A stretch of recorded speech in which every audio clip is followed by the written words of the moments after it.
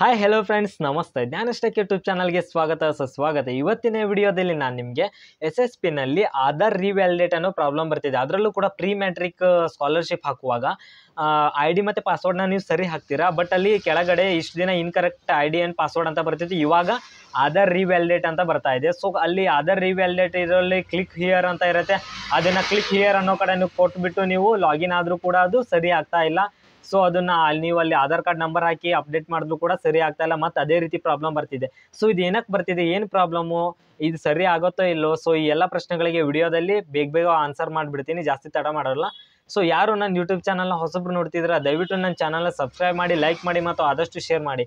ಏನಕ್ಕೆ ನನ್ನ ಚಾನಲ್ನ ಸಬ್ಸ್ಕ್ರೈಬ್ ಮಾಡಬೇಕಂದ್ರೆ ನನ್ನ ಯೂಟ್ಯೂಬ್ ಚಾನಲಲ್ಲಿ ನಾನು government job update, private job update, scholarship update ಹಾಗೂ ಯಾವ ರೀತಿ ಅಪ್ಲಿಕೇಶನ್ಗಳನ್ನ ಹಾಕಬೇಕನ್ನೋ ಅಪ್ಡೇಟ್ ಮಾಡ್ತಾ ಇರ್ತೀನಿ. ಮತ್ತು ನಿಮಗೆ ಕಾಲೇಜ್ ಮಕ್ಕಳಿಗಂತೂ ಯೂಸ್ಫುಲ್ ಆಗಿರುವಂಥ ಯೂಟ್ಯೂಬ್ ಚಾನಲ್ ಇದು. ಮತ್ತು ಡಿಸ್ಕ್ರಿಪ್ಷನಲ್ಲಿ ವಾಟ್ಸಪ್ ಗ್ರೂಪ್ ಲಿಂಕ್ ಕೂಡ ಕೊಟ್ಟಿರ್ತೀನಿ, ಜಾಯ್ನ್ ಆಗ್ಬೋದು. ಅಲ್ಲಿ ನನ್ನ ಫೋನ್ ನಂಬರ್ ಕೂಡ ಸಿಗುತ್ತೆ, ನೀವು ಡೈರೆಕ್ಟಾಗಿ ಕಾಲ್ ಮಾಡ್ಬೋದು, ವಾಟ್ಸಪ್ಪಲ್ಲಿ ಮೆಸೇಜ್ ಮಾಡ್ಬೋದು, ಕಮೆಂಟ್ ಬಾಕ್ಸ್ನಲ್ಲಿ ಕಮೆಂಟ್ ಮಾಡ್ಬೋದು. ನಾನು ಗೊತ್ತಿರೋ ಅಷ್ಟೇ ನಿಮ್ಗೆ ಆನ್ಸರ್ ಮಾಡ್ತೀನಿ ಅಂತ ಹೇಳ್ತಾ ಪಟ ಈ ಮ್ಯಾಟ್ರನ್ನ ಹೇಳ್ಬಿಡ್ತೀನಿ. ಸೊ ಇವಾಗ ಮಿನಿಮಮ್ ಒಂದು 4 ಡೇಸಿಂದ ಈ ರೀತಿ ಸ್ಟಾರ್ಟ್ ಆಗಿದೆ ಆಧಾರ್ ರಿವ್ಯಾಲಿಡೇಟ್ ಪ್ರಾಬ್ಲಮ್, ಅದರಲ್ಲೂ ಕೂಡ ಪ್ರೀ ಮ್ಯಾಟ್ರಿಕ್ ಅವ್ರಿಗೆ.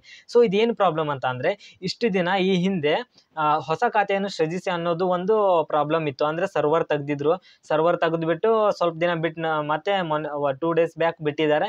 ಬಿಟ್ಟ ಮೇಲೆ ಹೊಸ ರೀತಿ ಅಪ್ಡೇಟ್ ಆಗಿದೆ, ನೋಡಿರ್ಬೇಕು ನೀವು.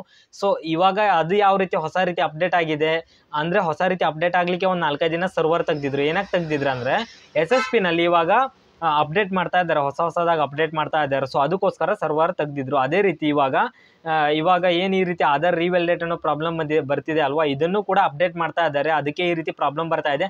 ಮತ್ತೊಂದು ಕೆಲವೇ ದಿನಗಳಲ್ಲಿ ಸರಿ ಆಗುತ್ತೆ. ನೀವು ಕ್ಲಿಕ್ ಹಿಯರ್ ಇದ್ದೆಲ್ಲ ಆಧಾರ್ ಕಾರ್ಡ್ ನಂಬರ್ ಹಾಕಿದ್ರೆ ಆಟೋಮೆಟಿಕ್ಲಿ ಸರಿ ಆಗಿಬಿಡುತ್ತೆ. ಸೊ ಇವಾಗ ಹೊಸದಾಗಿ ಅಪ್ಡೇಟ್ ಮಾಡ್ತಿರೋ ಕಾರಣದಿಂದಾಗಿ ನಿಮಗೆ ಈ ರೀತಿ ಪ್ರಾಬ್ಲಮ್ ಬರ್ತಾ ಇದೆ. ಈ ಪ್ರಾಬ್ಲಮ್ ಏನು ಪರ್ಮನೆಂಟ್ ಪ್ರಾಬ್ಲಮ್ ಅಲ್ಲ, ಈ ಕೆಲವೊಂದು ತಾಂತ್ರಿಕ ದೋಷಗಳಿಂದ ಈ ರೀತಿ ಆಗ್ತಾ ಇದೆ. ಅದೆಲ್ಲ ಅಪ್ಡೇಟ್ ಆದ ತಕ್ಷಣ ಎಲ್ಲ ಕ್ಲಿಯರ್ ಆಗುತ್ತೆ.